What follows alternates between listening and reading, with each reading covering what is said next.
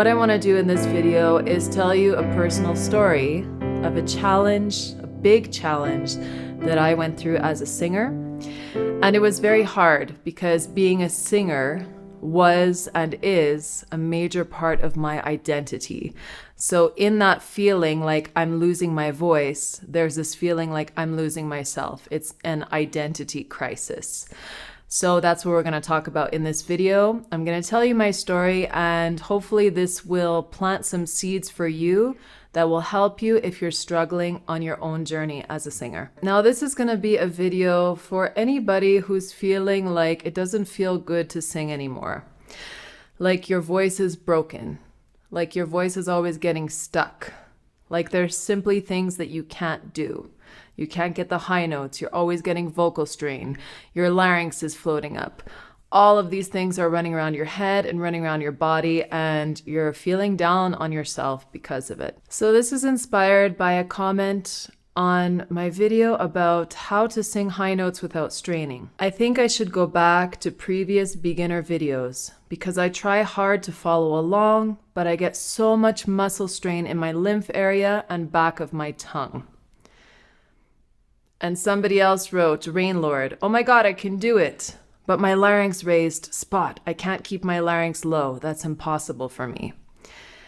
So in this is just such a common thing that I see with singers. Out of all of the musicians in the world, singers are a particular breed. That we have a certain psychology, a certain kind of musical makeup, and I think that there's a lot of perfectionism involved in singing. I mean, there are in other instruments, don't get me wrong. I've seen it, I've experienced it alongside me in my own journey. But singing is such an abstract thing. So it's very hard to convey technical things to singers, more so than learning how to play piano or learning how to play guitar. It's very concrete. Here are the notes. And here's how you apply your dynamics with, how you flick your wrists.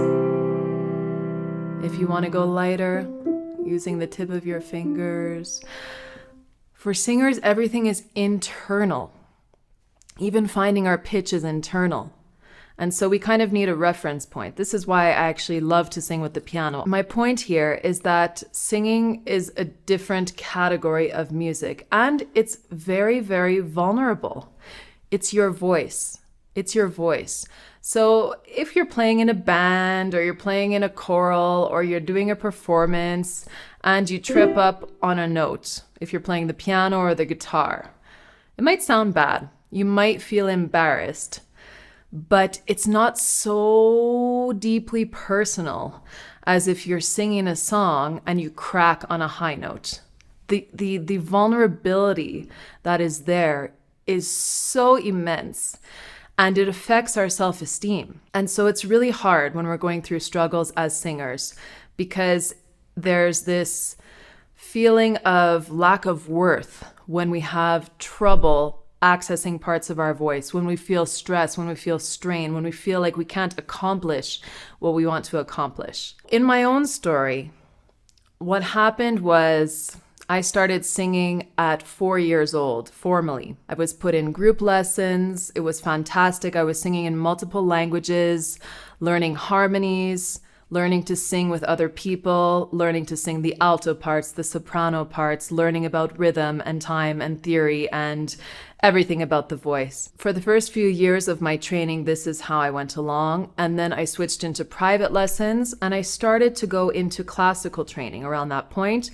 So this is when I was kind of pre-adolescent and then all the way through my adolescence. And I was doing the Royal Conservatory of Music exams. This is Canadian. That was a lot of preparation. I was doing festivals. I was doing all kinds of things. And things were going really well. I was winning prizes. I was doing really well on my exams. I felt like I was accomplishing something and my self-esteem was very high. But deep down, there was still this insecurity. I felt like high notes were very hard for me. And other things too. Breathing, getting all of the air that I needed to complete a line, vibrato, resonance. Those things were also matters of internal conflict for me, but especially the high notes.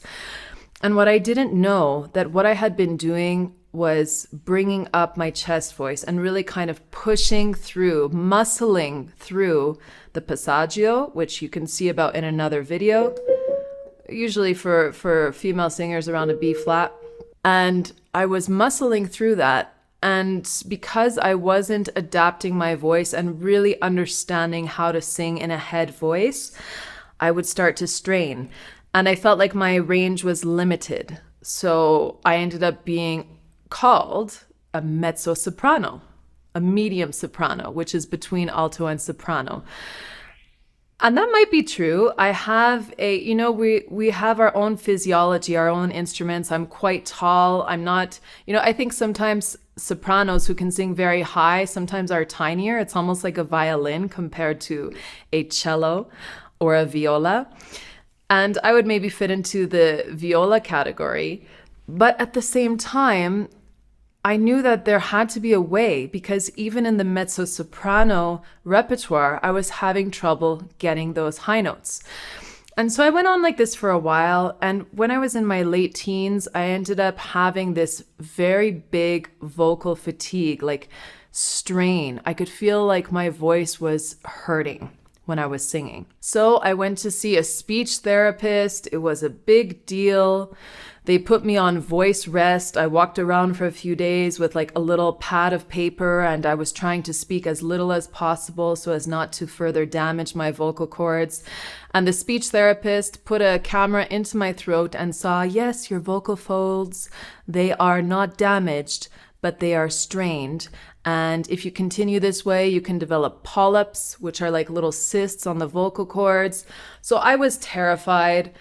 I didn't know what to do except for just to make a big deal out of it. Then I continued into college, and I was studying classical music there, classical voice. And during this time, I had switched over now into training with a new teacher. And she was a wonderful, wonderful teacher. And she was very holistic in her approach. And she basically told me, the way that you're singing now, if you continue like this, you are going to damage your voice. So we need to deconstruct your voice and then rebuild it. We need to retrain you in the foundations. And this, of course, was terrifying. The way that I had been singing for, now, I don't know, about 15 years was suddenly wrong. And I needed to relearn how to sing from scratch. Oy, and I remember how difficult that was, because at the same time I was studying. So I still had exams, there were still competitions, recordings, everything. So I still had to publicly sing in front of my peers while I was going through this vocal reconstruction. And again, it's very abstract. So how do you know when something is right or wrong? I had to really tune into my body. And this is something that I learned from this teacher, how to tune into my body, how to feel if I was singing in a way that was good for me, that was good for my voice, and that was going to allow me to expand my range and to have a more free voice. One occasion that really, really stuck with me, and I look at this point on the map of my life as this kind of psychological, emotional turning point. We had this competition in our college, which is the prize for musical expression. And I was the first one in the lineup. And I believe that this was my second year in college. And so now I was about a year into this reconstruction journey, but things were still not feeling good. So my teacher and I were selecting repertoire that would kind of fit into where my voice was at. But of course, in classical repertoire, you always have that high note. You have that build up, and then you have that doop. And I was just terrified of singing in front of anybody at this point, but I had to. So I was the first one in the competition. And it was across all instruments, across, double bass, cello, flute, piano, drums. Everybody in my program was doing this competition. And I was the first one, and I felt very insecure, very, very insecure. And on top of that, I remember feeling like I had a little bit of a cold. I wonder now if it was psychological. Like I was thinking, oh my gosh, I can't do this. My voice doesn't feel right. How am I going to sing? And then all of my friends showed up. All of my high school friends showed up. All of my friends from college were there. Everybody that I kind of wanted to impress was there. I went on stage. I sang. I was completely tight. I was completely insecure. And all I can remember is that fear, that anticipation for that high note that was coming in the first song in my set. I remember standing there and forgetting the words just 4 beats before I was about to sing. I was a mess. The high note came, my voice cracked. I felt horrible. I felt embarrassed. I felt ashamed deep down inside about who I was as a singer, about where I was at, everything. It was very, very dramatic for me. After everybody else went on in the set and everybody patted me on the back and, oh, you did well. It's okay. You know, nobody's going to tell you sound like shit, really. Except for, of course, the judge of the competition. And if you are in the classical world, sometimes you have this kind of snobbery and this almost elitism of the classical musicians. They're not all like that, but there are some who are like that. And this judge of the competition was like that. He was very harsh. He goes up to give his sermon to the crowd after everyone's done doing their pieces. And he goes, this is called the Prix d'Expression Musicale because it's about musical expression. And he went on about how important that is and how it's different from mastering technique perfectly, but it's about imbibing emotionality and feeling into your music and combining that with the technique and on and on and on. And then he punctuated that by saying, using me as a cautionary tale, the first performer in this competition did not have any expression. And her voice was flat. And it was mortifying. It was mortifying. I literally have, I don't think, ever felt that badly about any time that I've ever sang anywhere. And just receiving that feedback in front of a crowd, I felt like I just wanted to go crawl into a hole in the floor and disappear. So it was very, very traumatic for me. It was traumatic, and it didn't help my confidence, obviously. And if I would have been more confident, then I could have just said, okay, you know what? He has a point. Maybe I can work on this. Maybe I can work on that. Maybe I need to infuse my emotionality. But I was already at such a vulnerable point. I was very young. I internalized that so deeply, and it stuck with me for years. Because I knew that it was true. I knew that there was something in there, and it was very harsh, but there was truth in it. And so this brought me to a new level of intellectualizing with my voice. I was struggling with how to integrate all of these things that I needed to do. I was getting further away from being within my body, further away from my confidence, and everything just felt like it was going downhill. I continued to train with that teacher, and she helped me through it. I was with her for 3 or 4 years, I believe 3. And in that time, she told me something that was so significant to me that I still remember her words to this day. I'll tell you what she said. But first, I'll tell you why she said it. On top of everything that I just explained, I would go into my voice lessons with her, and I would not be able to sing without crying. And this had never happened to me before. I could not do a warm-up without bringing myself to tears. There was so much emotional charge connected to singing for me, connected to this identity and this identity crisis that I was experiencing, and other things that were happening in my life, that every time I would come to sing, I would start to cry. And she was so wonderful, and she was so gentle with me. And she really helped me to kind of nurture myself and nurture my voice. And we just focused on doing these fundamentals within a range that was very small, not going all the way up here, maybe staying here in a re, a di, or an e.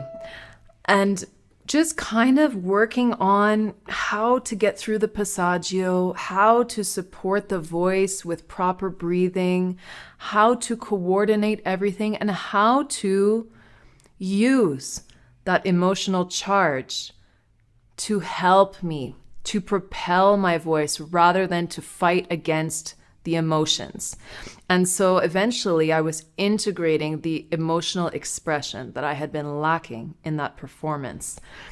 So what she told me was, when a flower blooms, it simultaneously falls apart.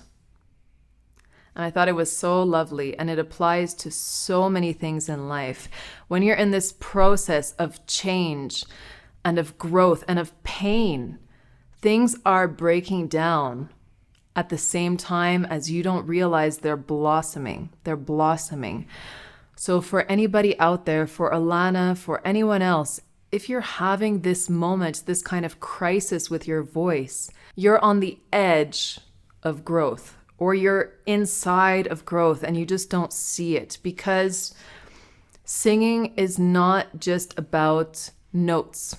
It's not just about music. It's an expression of who you are, of your soul, of your authenticity, of this deep, deep part of you, this secret of the universe that you're sharing with people. You know, music, if you think about it, it doesn't really have any reason to be besides just being. Why did people start to sing? How did this happen? It's something that is so deeply human, but it's so abstract. It's not something that's necessary, like breathing or eating food or to sustain ourselves in the physical sense. But I think that in the emotional sense, in the psychological sense, in accessing the joy of being alive, music stems from this. It stems from it. And so when you lose the joy in your voice, in your music, it's devastating. It's truly, truly devastating. But it's still there. It's still there underneath everything. And that means that there are some things that you need to shed, that you need to subtract. And when I was going through that thing with my voice, I was also experiencing my first breakup. I was dealing with all of these emotional things.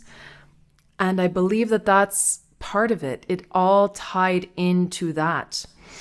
And so if you're having these struggles, it's like you're trying to control the voice. You're trying to control this thing, this abstract thing, but only one part of it, only the technical side, only the physical side. But I think what needs tending is the emotional side, the psychological side, the spiritual side. And that's taking care of yourself, taking care of your voice, knowing when it's time for pause. It's okay to say, okay, I'm just going to slow down. I'm just going to slow down, and maybe I'm just going to find the joy in music again, the joy in myself. Maybe that means saying, okay, I'm taking a break from singing and just listening to new albums, listening to your favorite albums. Then you'll find yourself singing along, and that break becomes an avenue for you to find joy in the music again. And then you can slowly come back and say, okay, I really like this song. How can I feel good singing it? How can I reproduce that when I'm warming up? How can I reproduce that consistently in other areas? And for me, honestly, it took a few years. It took me going away from that academic classical music world, that very, very focused, microscopic world, to find my joy again and to realize that I had it all there. All of the technical things that I had learned with my coach when I was in college and before that, all of these things were part of my repertoire that were internal now. And all I needed to do was access them, but also to follow my own internal understanding of how to sing. And it's like I have a 4-year-old who's a musician already. Like, he's a natural musician. He was in my belly when I was teaching music 7 hours a day. And he loves it. He's a wonderful singer. And right now he's in his Beatles phase. And he's singing everything in tune. And he's projecting his voice, and it's clear and it's fun and it's joyful. And nobody's telling him how to do that. I'm not training him. He's just exploring, and he's enjoying, and he's singing just from his heart and from his soul. And it just works. So that's what's kind of at the foundation for all singers. It's people who feel that they have a voice. It's in there. And I think that what happens over the years is that our voice can harden. We can intellectualize things too much in our training. And then we have to subtract things. We have to kind of get back down to the foundation, which is almost unteachable because it's about connecting with yourself, with your breath, which is very intuitive, with your joy, which is going to open up all of the tension that you have in your throat. And you can't force joy. You cannot. You just have to find a good track that you like to listen to and just sing along without worrying about how you sound, without worrying about whether it's good enough. Just feeling the joy return and knowing that it's time sometimes to slow things down. That's okay too. I don't think that you need to walk around with a pen and paper and stop using your voice completely. Like, singers can get neurotic. And I was very neurotic when I was going through this whole thing. And I think that it's just part of the journey. It's part of your journey. And it's okay. It's going to come back. It's going to come back. So what I suggest that you do is when you come to this channel, know that this is a place that we're not striving for perfection, because what I've learned in everything throughout the decades of singing and everything that I've been through is that it is a process, and it is a never-ending process.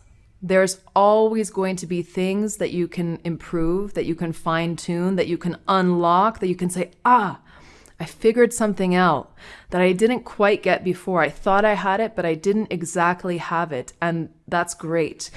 There's always going to be something to explore. And part of the process means that you're going to have low points. You're going to have points where things don't feel right.